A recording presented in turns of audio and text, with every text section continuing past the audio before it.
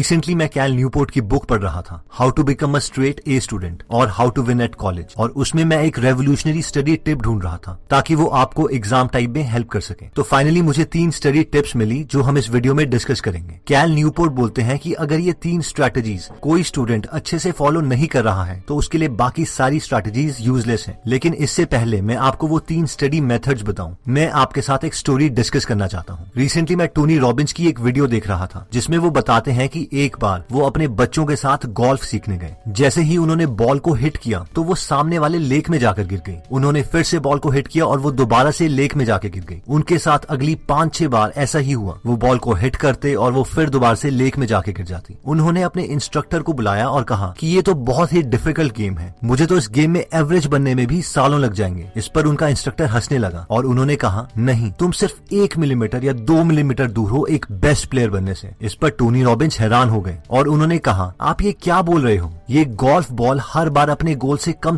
50-60 metre दूर जा रही है और आप कह रहे हो कि मैं सिर्फ 1 या 2 मिलीमीटर दूर हूँ। इस पर उनके इंस्ट्रक्टर ने उन्हें समझाया और कहा, देखो, जब तुम एक्चुअल में बॉल को हिट करते हो तो अगर तुम सिर्फ 1 मिलीमीटर दूसरी डायरेक्शन में हिट करोगे तो वो बॉल लेक के बजाय ग्राउंड में हिट करेगी, और अगर तुम बॉल को 1 और मिलीमीटर दूसरी डायरेक्शन में हिट करोगे तो वो बॉल डायरेक्टली होल में जाएगी और तुम अच्छे प्लेयर बन जाओगे। यानी तुम्हारी प्रेजेंट लेवल और तुम्हारी सक्सेस के बीच में सिर्फ 2 मिलीमीटर का फासला है। इससे टोनी रॉबिन्स बहुत इंप्रेस हो गए और उन्होंने सोचा कि ये कितना अच्छा बिलीफ सिस्टम है, और अगर लोग इस तरीके से सोचें तो बहुत सारे लोग जो अपने गोल में क्विट कर देते हैं वो उससे बच सकते हैं। और ये रियल लाइफ के बाकी केसेस में भी ट्रू है। एक बार टोनी रॉबिन्स अपने फ्रेंड के पास गए हुए थे जो कि एक प्लास्टिक सर्जन थे। वो प्लास्टिक सर्जन अपने काम में इतने अच्छे थे कि लोग उन्हें $1 मिलियन तक पे करते थे अपने फेस की सर्जरी करवाने के लिए, क्योंकि वो किसी भी बदसूरत इंसान को प्लास्टिक सर्जरी से बहुत ही अट्रैक्टिव बना सकते थे। जब टोनी रॉबिन्स अपने फ्रेंड के ऑफिस गए हुए थे तो उनके फ्रेंड अंदर ऑपरेशन थिएटर में सर्जरी कर रहे थे, और इसीलिए टोनी रॉबिन्स रिसेप्शन एरिया में उनके लिए वेट करते हुए वहां पर पड़ी बुक पढ़ने लग गए। वो बुक उस सर्जन ने लिखी थी ताकि वो बाकी सर्जन्स को अपने प्लास्टिक सर्जरी के मेथड्स के बारे में बता सके। उस बुक में टोनी रॉबिन्स ने एक बहुत ही इंटरेस्टिंग फैक्ट पढ़ा कि जो दुनिया की मोस्ट अट्रैक्टिव लेडीज हैं उनके अपर लिप और नोज के बीच का डिफरेंस उनकी आई की मेजरमेंट के बराबर होता है। अगर किसी विमेन के फेस में ये डिफरेंस 1 मिलीमीटर तक का है तो उसका एक एवरेज फेस होगा, और अगर ये डिफरेंस 2 मिलीमीटर या उससे ज्यादा है तो वो लेडी दुनिया के नजरों में बहुत ही अनअट्रैक्टिव होगी। यानी एक बहुत ही अट्रैक्टिव लेडी और बहुत अनअट्रैक्टिव लेडी के बीच में सिर्फ 2 मिलीमीटर का डिफरेंस है, और ये प्लास्टिक सर्जन सिर्फ यही 1-2 मिलीमीटर के चेंजेस फेस में करता था और किसी को भी बहुत अट्रैक्टिव बना देता था, और इसीलिए वो अपने प्रोफेशन में बेस्ट था।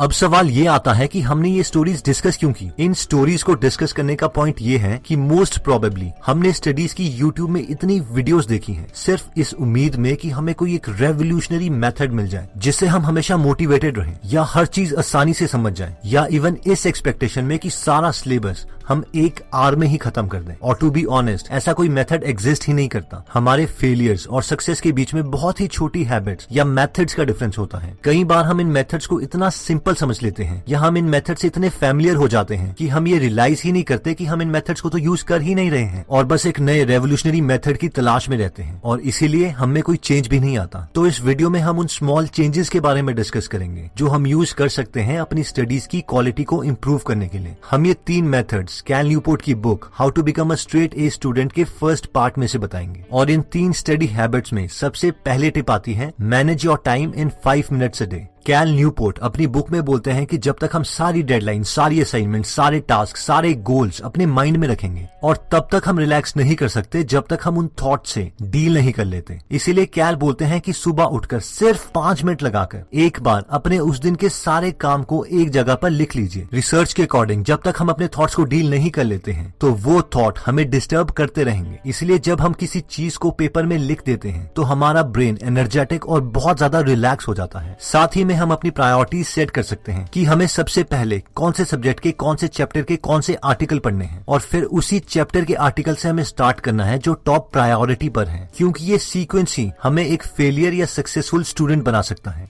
सेकंड टिप कहती है कि डिक्लेयर वॉर ऑन प्रोक्रास्टिनेशन, यानी बस डिसाइड कर लो कि मैं अब चीजों को टालूंगा नहीं और उन्हें कंप्लीट करूंगा ही करूंगा। अब हमने ये बोल तो दिया, लेकिन हम इसे करेंगे कैसे? इसके लिए हमारे पास 4 मेथड्स आते हैं। पहला मेथड कहता है keep a work progress journal. याद करो वो लास्ट टाइम जब आपने किसी इंपॉर्टेंट चीज को टाला था। शायद कुछ ऐसा एक्सक्यूज दिया होगा आपके ब्रेन ने आपको, यार इस काम को करने के लिए तो अभी मेरे पास सारी चीजें ही नहीं है, लेकिन मैं इस काम को कल कर सकता हूँ क्योंकि कल तो मेरे पास इस काम को कंप्लीट करने के लिए सारा सामान होगा। या फिर हमने खुद से कुछ ऐसा बहाना मारा होगा, यार अभी लेट भी हो गया है और मैं थक भी गया हूँ, अगर अभी इस काम को करता हूँ तो कुछ समझ में भी नहीं आएगा और टाइम ही वेस्ट होगा। इससे बेटर है कि मैं इसे कल सुबह स्टार्ट करूँ क्योंकि उस वक्त मैं एकदम फ्रेश भी हूँगा। मगर मेन बात यह है कि हम खुद से कभी ये एडमिट नहीं करते कि उस काम को हम टाल रहे हैं क्योंकि वो बोरिंग है और हम एकदम सुस्त हैं। कैल के अकॉर्डिंग इस चीज को ओवरकम करने का एक बहुत इफेक्टिव तरीका है और वो ये है कि हम सोने से पहले हर रात एक नोटबुक या ऐप में उन सब चीजों को प्रायोरिटी वाइज लिखें जो हम नेक्स्ट डे करना चाहते हैं। इसमें हमें सिर्फ 1 मिनट लगेगा और थोड़े दिनों के बाद ये एक हैबिट में भी कन्वर्ट हो जाएगा और ऐसा करने से हम अपनी प्रोग्रेस भी नोट कर सकते हैं। प्लस रिसर्च के अकॉर्डिंग सिर्फ किसी चीज को लिखने से हमारे उस टास्क को कंप्लीट करने के चांसेस कहीं ज्यादा बढ़ जाते हैं। नेक्स्ट स्ट्रेटेजी कहती है फीड द मशीन। आपने भी नोटिस किया होगा कि जब भी हमारे पास लो एनर्जी होती है तो हम उस वक्त हमेशा चीजों को टालते ही हैं, प्रोक्रास्टिनेट करते हैं। इमेजिन कीजिए कि आप बहुत थके हुए हैं, बहुत भूखे हैं, क्या उस वक्त आप फोकस होके कोई सब्जेक्ट पढ़ सकते हैं? इसका सिंपल आंसर है कभी नहीं। और अगर आप जबरदस्ती वो सब्जेक्ट पढ़ते भी हैं तो भी आपको कुछ याद नहीं रहेगा। और कैल न्यूपोर्ट भी यही कहते हैं कि हमें खुद को एक मशीन समझना चाहिए और इसे हमेशा अच्छा फ्यूल देते रहना चाहिए। रिसर्च के मुताबिक जब हम लो एनर्जी स्टेट में होते हैं तो हमारी विल पावर ऑलमोस्ट 0 होती है और हम चीजों को जरूर टालते हैं। अपने को हाई एनर्जी स्टेट में रखने के लिए हम 3 चीजें कर सकते हैं। पहला, हमें कोई भी मील स्किप नहीं करना है, चाहे फिर हमारा कितना भी बिजी दिन क्यों ना हो। ऑब्वियसली हमें ओवर ईटिंग भी नहीं करनी है। सेकंड, हमें अपने को हमेशा हाइड्रेटेड रखना है, यानी अपने पास पानी की बोतल रखें और हर थोड़ी देर के बाद, प्रेफरेबली 45 मिनट्स के बाद पानी पीते रहें। थर्ड, खाने को एनर्जी के लिए खाएं, ना कि अपनी सेटिस्फैक्शन के लिए, यानी हमें ऐसी चीजें खानी है जो हमें दिन भर कांस्टेंट एनर्जी दे, जैसे कि पीनट्स, फ्रूट्स, वेजिटेबल्स या कोई भी कॉम्प्लेक्स कार्बोहाइड्रेट्स का सोर्स। अगर हम किसी ऐसी चीज को खाते हैं जिसमें शुगर की क्वांटिटी ज्यादा है तो वो हमें थोड़ी देर के लिए हाई बर्स्ट ऑफ एनर्जी देगी और उसके बाद वो एनर्जी एकदम डिप्लीट हो जाएगी, खत्म हो जाएगी और फिर हमें दोबारा से भूख लगने लगेगी।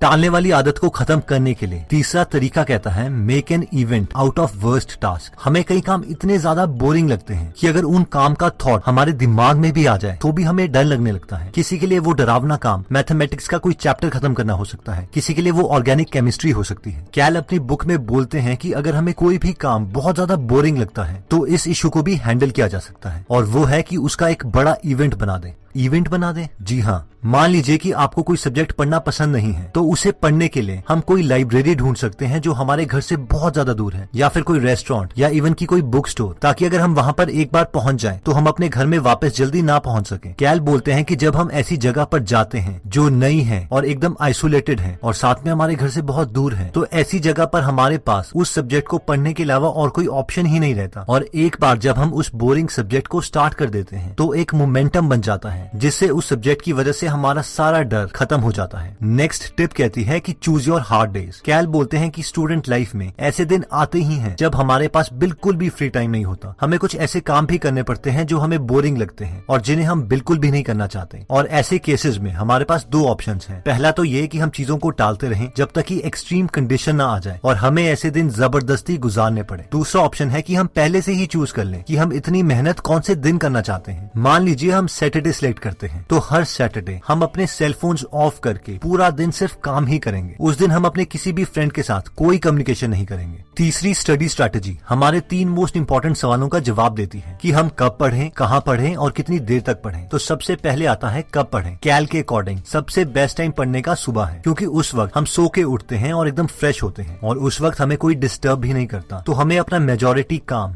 डिनर से पहले ही खत्म कर लेना चाहिए। इवन अगर हमें दिन में क्लासेस के बीच में 1 आवर फ्री मिलता है तो हमें उस वक्त अपना सेल फोन ऑफ करके उस टाइम को भी यूटिलाइज करना चाहिए। कैल के अकॉर्डिंग नाइट टाइम में उतनी अच्छी पढ़ाई नहीं होती, खासकर अगर हम अपने हॉस्टल में रहते हैं, क्योंकि उस वक्त सारे फ्रेंड्स जागे हुए होते हैं और हमसे सोशल होना चाहते हैं। वैसे मेरे पर्सनल एक्सपीरियंस के अकॉर्डिंग बहुत से स्टूडेंट्स नाइट टाइम में भी पढ़ के बहुत अच्छा स्कोर कर लेते हैं। इसलिए आप इस टिप को यूज करने से पहले खुद को भी एनालाइज कर लीजिए कि आपके लिए क्या काम कर रहा है। अगला सवाल आता है कि कहाँ पढ़ें। इसमें कैल बोलते हैं कि जितनी अकेली जगह हो उतना बेटर है, और मेरे एक्सपीरियंस के अकॉर्डिंग भी ये एकदम ठीक है। हमें ऐसी जगह जाना चाहिए जहाँ पर हमें कोई डिस्टर्ब ना करे, जहाँ हम अच्छी सेल्फ स्टडी कर सकें। जगह जैसे कि ऐसी लाइब्रेरी जहाँ पे कम से कम स्टूडेंट्स आते हो, या एक बिल्कुल अकेला रूम, या अगर आप हॉस्टल में हैं तो अपने फ्रेंड्स को बोलिए कि रूम में बाहर से ताला लगा दें, और फिर आप काफी टाइम तक आइसोलेशन में पढ़ाई कर सकते हैं। नेक्स्ट सवाल आता है कि कितनी देर तक पढ़ें। इसमें कैल बोलते हैं कि हमें हर एक आवर के बाद ब्रेक ले लेनी चाहिए, और इनफैक्ट ये सवाल उन्होंने काफी टॉपर से भी पूछा था और सबने यही जवाब दिया कि वो 1 से 1.5 घंटे के बाद हमेशा 15-20 मिनट का ब्रेक ले लेते थे, ताकि उनका माइंड फ्रेश हो जाए। उस वक्त हम वॉक कर सकते हैं, लाइट एक्सरसाइज कर सकते हैं, कुछ भी करिए, बस स्टडी से थोड़ी देर के लिए दूर जाइए। मैं दोबारा रिपीट करता हूँ कि सिर्फ थोड़ी देर के लिए स्टडी से बाहर जाइए, ये नहीं कि फेसबुक में हम दोबारा से टाइम वेस्ट कर रहे हैं। तो दोस्तों, इस वीडियो में हमने देखा कि सक्सेस और फेलियर के बीच में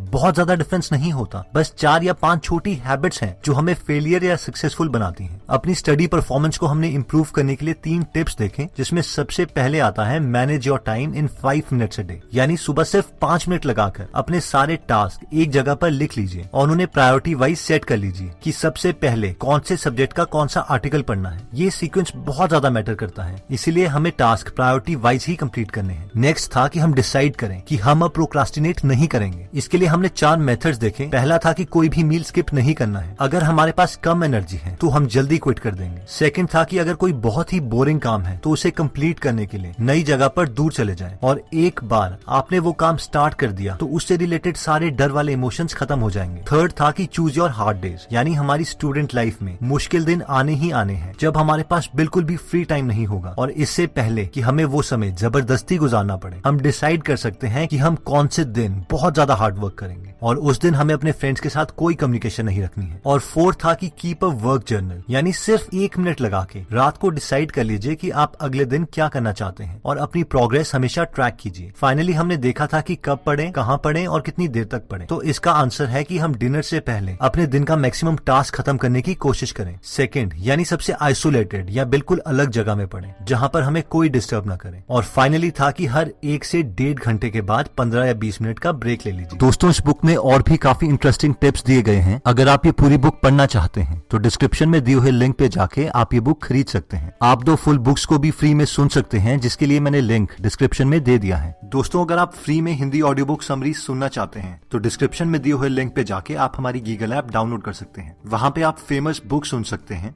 जैसे कि the miracle morning, you can and you will, how to make friends and influence people, E myth revisited, 0 to 1, Chanakya Niti, the one thing, power of habit, wings of fire, the monk who sold his Ferrari and many more. और हर हफ्ते इस app में हम एक नई audio book summary डालते हैं। दोस्तों, कमेंट सेक्शन में आप बता सकते हैं कि आप नेक्स्ट वीडियो किस टॉपिक पर चाहते हैं, ताकि हमें भी फीडबैक मिले और उसी टॉपिक्स को हम कवर करें। इस चैनल को जरूर सब्सक्राइब कर लीजिए और बेल का बटन दबा दीजिए, ताकि आप ऐसी नॉलेजेबल वीडियोस कभी मिस ना करें। और इस वीडियो को लाइक जरूर कीजिएगा ताकि हमारा कॉन्फिडेंस बढ़े।